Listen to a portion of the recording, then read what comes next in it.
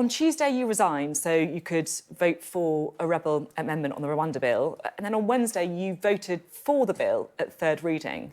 So just to get this straight, you voted to try and change the bill, but then that's why you resigned, but then you voted for it anyway. So what's going on? I'd say the point behind this is, Sophie, that the Conservative Party, what you'll see, whichever wing people are on or whichever group people are in or supposedly in, we all want to see this legislation work. We want to see the planes taking off and we want to see this Rwanda plan actually followed. So the only debate really between that, probably 90% of that bill people are happy with. It's the last part of it really where we just want to make sure it's watertight. So we've had two pieces of legislation already. Many of us have called for these various changes before, and we've said that we think the best chance of the policy succeeding would have been with those amendments. So we voted for those amendments. It's not a binary thing like with Brexit, where you wanted to leave or you wanted to stay in as such. We all actually want the bill to succeed and to work. So really, it's just a difference of opinion on how that is. So I think throwing the baby out of the bathwater and taking the whole bill down, a lot of us didn't want to do that. And I'll be very, very happy if I'm proved wrong and this bill goes through and we do get those planes off the tarmac. Can you see, though, why some people watching this might feel that, they've been marched up the hill and then marched all the way back down again? Does it look a bit ridiculous to, resign to vote in favour of a rebel amendment and then to vote for the bill the next day? Well, obviously, we were hoping that the government would take on board the amendment. The difficulty is if I was a backbencher, then I have slightly different options with it. But once you're on the payroll, as we know, with collective responsibility, if you vote for something against the government or you try and change things, then you're expected to resign. And if you don't resign, of course, the likelihood is that you're going to be sacked for that. So we knew the rules. We knew how it worked, but we decided it was so important to us that it was worth pushing for that. So in the end, we offered to resign because we wanted to vote for those amendments. The Prime Minister accepted it. But then, of course, I've decided afterwards that, well, the actual legislation itself, we still want it to work. We still want it to go through the Lords, and we want the Rwanda plan to progress, really. We don't want to stop it entirely. You say we, because you did resign alongside Lee Anderson, the other deputy chair. Now, in an interview, he said that he was going to vote against the bill, but then all the Labour MPs and the division lobby started laughing at him, so he walked back out again. What's going on there? Well, I mean, Lee's very passionate about this, the same as me, and I think what you will see is not passionate enough to vote the way he wanted to, because he got laughed at.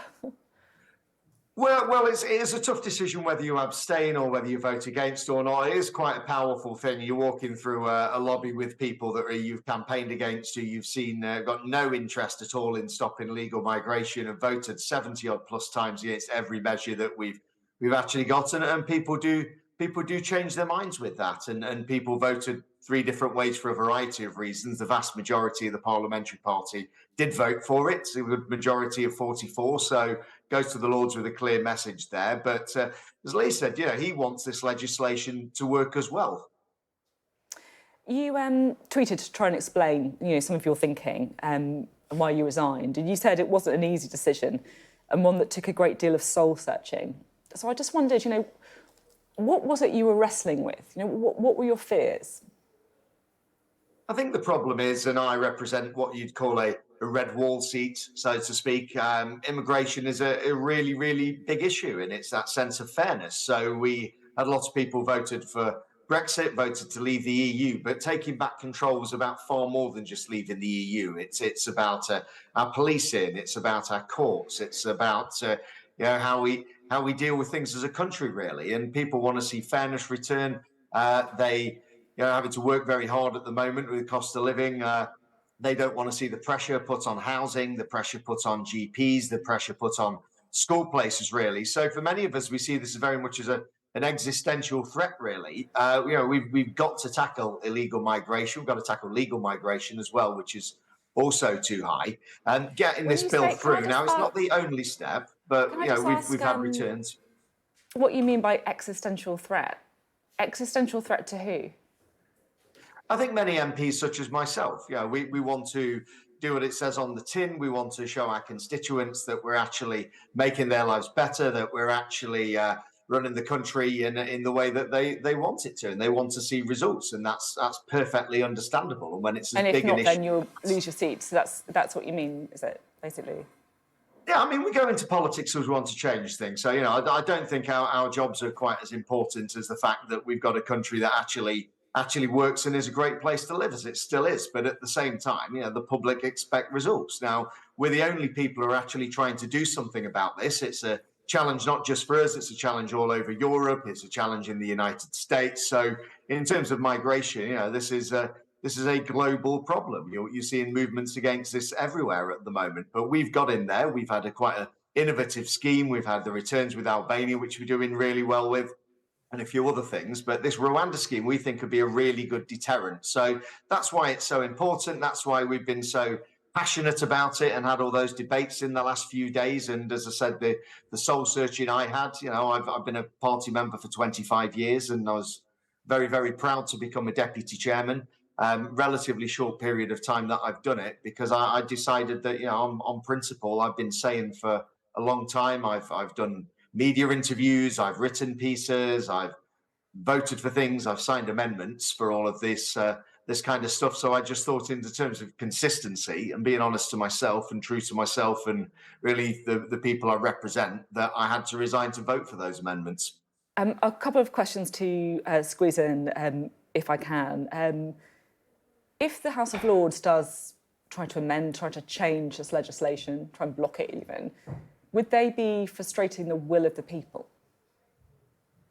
Well, I'd say if you don't want to stop illegal migration, then you're absolutely frustrating the will of the people. Now, whether that's people in the Commons doing it, in the Lords doing it, in the courts doing it. They might just have a problem with this bill. They might not think it's fair. They might not think it's going to work. They might have genuinely held concerns. Well, they're doing their jobs, and I respect that. And they'll want to look at it. They'll want to debate it the same as we do. And I wouldn't want to stop the Lords from doing that. They're not just there to rubber stamp things. They are there to actually scrutinise and to suggest things. But really, they also need to see the strength of feeling from the public. Say we got it through the decent majority in the Commons as well. What we don't want to see is people deliberately delaying it and kicking it into touch, really. This is a serious issue that needs dealing with now. We want to get those flights off. People were asking about whether they're going to go off in the spring. So the Prime Minister can't answer that for definite, because we don't know what the Lords are going to do. So what I'd say to the Lords, I've spoken to a lot of them as well, a lot of Conservative peers. They feel as passionate as we do. They want to help us get this through as well. So I'd urge those other Lords as well, just maybe knock on a few doors where you live, see what people think, ask what they think, because the people where I live, certainly in my constituency, they want this to be passed and they want us to deal with illegal migration properly. And that's what the bill will do.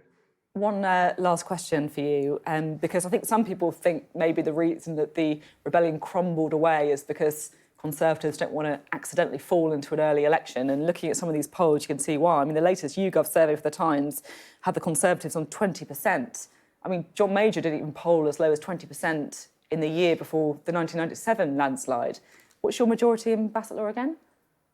Well, my majority is 14,000. I've got a bit of a boundary change as well in there. But I think we've seen, it doesn't really matter what your majority is, and you should never really take your constituency for granted. I certainly don't take mine for granted. You consider all sorts of things. The same with us. If it had been defeated yesterday, there's the prospect that we'd have no Rwanda bill at all, which would be the worst option of all. So I think we've got to consider those things. So when you're looking at numbers and you're looking at decisions and you're looking at how people are voting, a lot of colleagues actually thought of those things as well. So there's a lot of factors in all of these decisions, but the one main thing is that we all want to get a piece of legislation that works. And as I say, if this unamended bill, which actually went through in the end, which I voted for, if that actually proves to be successful, I'd be delighted that I'd be proved wrong on the amendments, and I think we'll all be happy.